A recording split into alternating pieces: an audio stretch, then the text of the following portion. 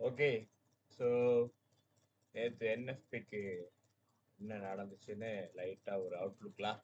So இதுதான் நேத்து நான் என்னோட பிரைவேட் குரூப்ல குடுத்திருந்த ஒரு ஜோன்.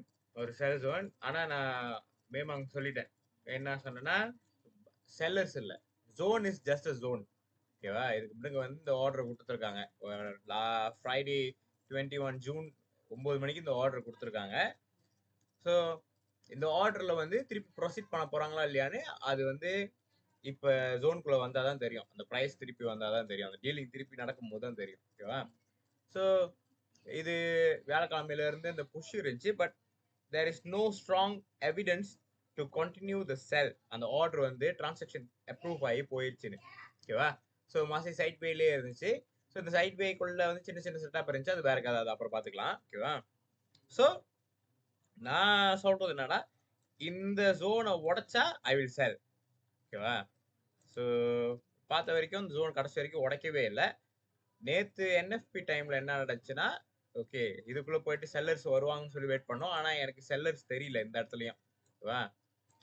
ஸோ திடீர்னு ஒரு ஸ்பைக் டவுன். ஓகேவா? ஸோ இந்த இடத்துல தான் வந்து எல்லாரும் இதாயிருப்பாங்க. என்ன ஆயிருப்பாங்கன்னா, ஓகே செல் தான் ஆக போகுது. அதான் ஒன்று தெரிஞ்சுக்கங்க.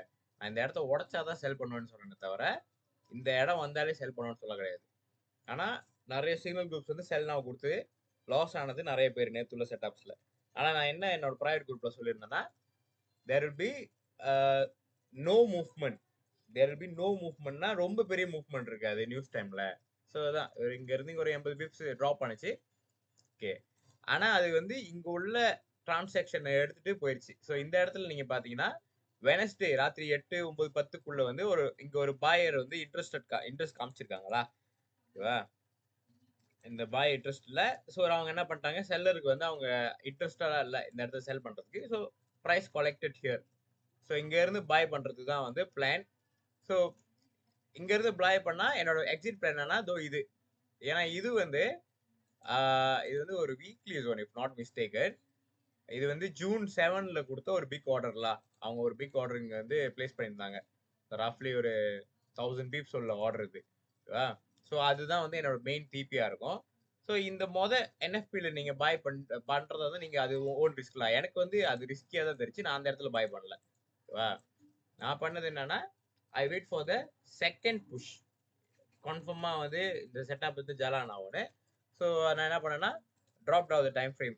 அங்க போனோன்னே ஓகே என்எஃபி டைம் நடந்த ஸ்பைக்கே வந்து ட்ராப் ஆகி ஃபெயில் ஆயிடுச்சு. செல்லர் வரல அப்பயும் உடச்சிருச்சு. ஸோ திருப்பி அந்த ஜோனுக்குள்ள வந்தோன்னா நான் பாய் பண்ணிட்டேன். ஓகேவா?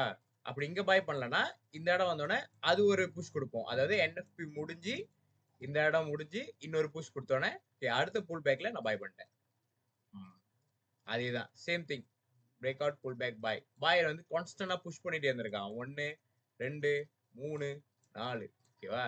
ஸோ பாய் கான்ஸ்டன்டா புஷ் பண்ணிருந்தோன்னே ஓகே. ஸோ இது வந்து ஒரு வீக்லி ஜோன்றதுக்காக ஐ க்ளோஸ் இயர்லாம். ஸோ அதை தாண்டி இங்க வெளியே போயிடுச்சு. ஸோ தடுத்து வந்து இன்னும் கண்டினியூ பாய் ஆகும்னு சொல்ல முடியாது. மேபி இப்படி ஆகி இப்படி வந்து ஒரு செகண்ட் என்ட்ரி தேர்ட் என்ட்ரில தான் பாய் பண்ணுவேன். ஓகேவா? இந்த இடத்துல நான் பாய் பண்ண மாட்டேன். அப்படி இல்லைன்னா அதே மாதிரி இந்த மாதிரி ஆகலாம். So any thing it can happen. Market வந்து நம்மளோட இல்லை. ஸோ நம்ம வந்து செகண்ட் என்ட்ரி தேர்ட் என்ட்ரில புஷ் பண்ணலாம். நான் பாருங்க இந்த இடத்துலயும் வாங்கல, இந்த இடத்துலயும் பாய் பண்ணல. என்னோட பாய் இங்க, அதையும் வந்து நான் ஸ்ட்ராங்கா இங்க பாய் பண்ணேன். மூணாவது புஷ்ல இங்க பாய் பண்ணேன்.